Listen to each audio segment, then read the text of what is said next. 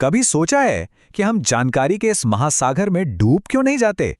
Library की शांत गलियों से लेकर इंटरनेट के कभी ना खत्म होने वाले शोर तक, हर चीज को तरतीब से रखने के लिए ना एक छिपा हुआ सिस्टम काम करता है।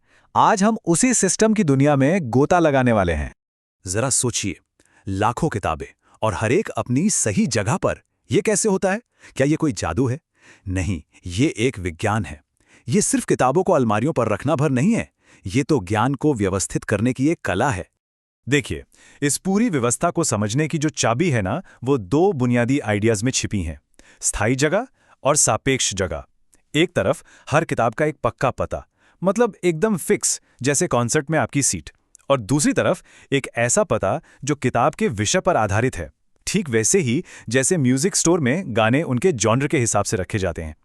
अब ये सुनने में बड़ा मामूली सा फर्क लगता है, पर यकीन मानिए, इसी एक फर्क ने सब कुछ बदल कर रख दिया। तो आज की हमारी ये जो यात्रा है, ये 4 हिस्सों में बटी है।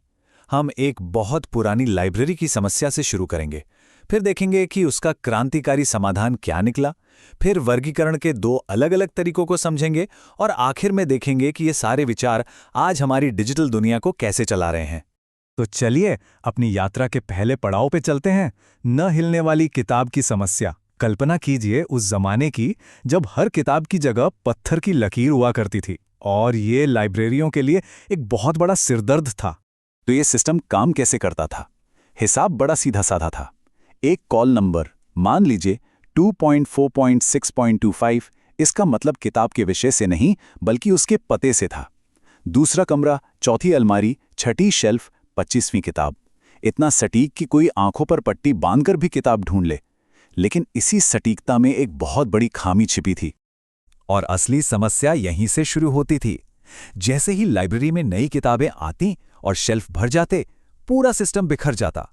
इतिहास की किताबों के साथ शायद गणित की किताब रखनी पड़ रही है, और अगर किताबों को एक जगह से दूसरी जगह ले जाना पड़े तो सोचिए, हर एक किताब का कॉल नंबर बदलना पड़ता।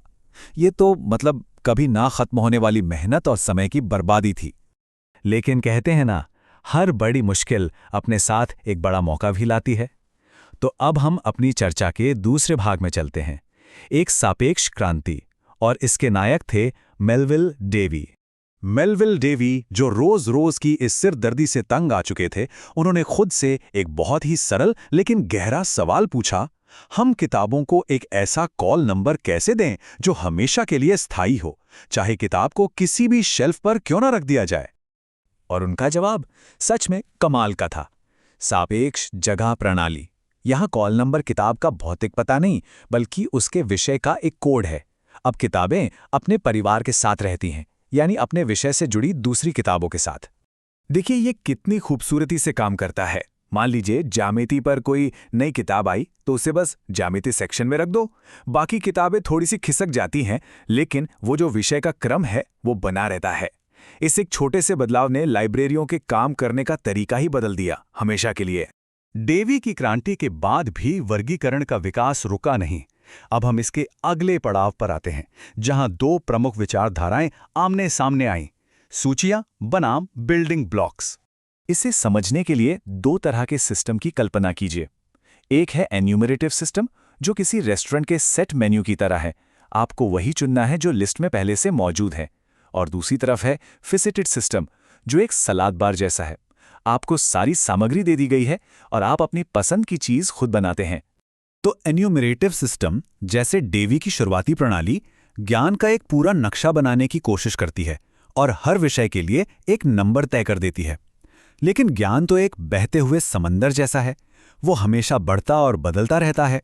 जल्द ही ये साफ हो गया कि ये सिस्टम उन जटिल विषयों को नहीं संभाल सकता जिनके कई पहलू होते हैं। और यहीं पर भारत के महान लाइब्रेरियन एस.आर. रंगनाथन का शानदार विचार सामने आया। उन्होंने फैसेट की अवधारणा पेश की, जिसकी तुलना उन्होंने एक तराशे हुए हीरे के कई पहलुओं से की। फैसेट का सीधा सा मतलब है किसी भी विषय के अलग अलग पहलू। तो ये असल में दिखता कैसा है? चलिए लाइब्रेरी विज्ञान का ही उदाहरण लेते हैं।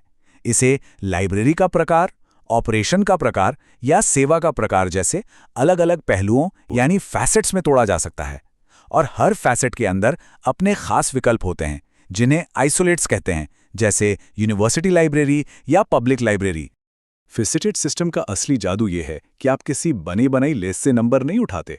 आप विषय का विश्लेषण करते हैं, सही बिल्डिंग ब्लॉक्स यानी आइसोलेट्स चुनते हैं और उन्हें खास क्रम में जोड़कर एक बिल्कुल नया सटीक क्लास नंबर बनाते हैं। ये एक रचनात्मक प्रक्रिया है, सिर्फ एक सूची से मिलान करना नहीं। और ये सारी बातें हमें हमारे अंतिम भाग पर ले आती हैं। ये विचार जो एक सदी पहले लाइब्रेरी की अलमारियों को व्यवस्थित करने के लिए सोचे गए थे, वे आज की डिजिटल दुनिया के लिए पहले से कहीं ज़्यादा महत्वपूर्ण हो गए हैं। मिलिए ऑन्टोलॉजी से ये वर्गीकरण का आधुनिक अवतार है। समझिए एक सुपर हीरो। ये सिर्फ एक लिस्ट या पिरामिड नहीं है, ये ज्ञान का एक जाल है, एक वेब।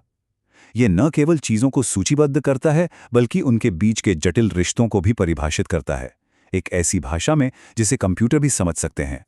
और ये सिर्फ कोई किताबी थ्योरी नहीं है। ऑन्टोलॉजी का इस्तेमाल दवा की खोज में तेजी लाने से लेकर खुफिया एजेंसियों को आतंकवाद से लड़ने में मदद करने तक, और हां, सर्च इंजनों को बेहतर और सटीक नतीजे देने में मदद करने के लिए किया जा रहा है।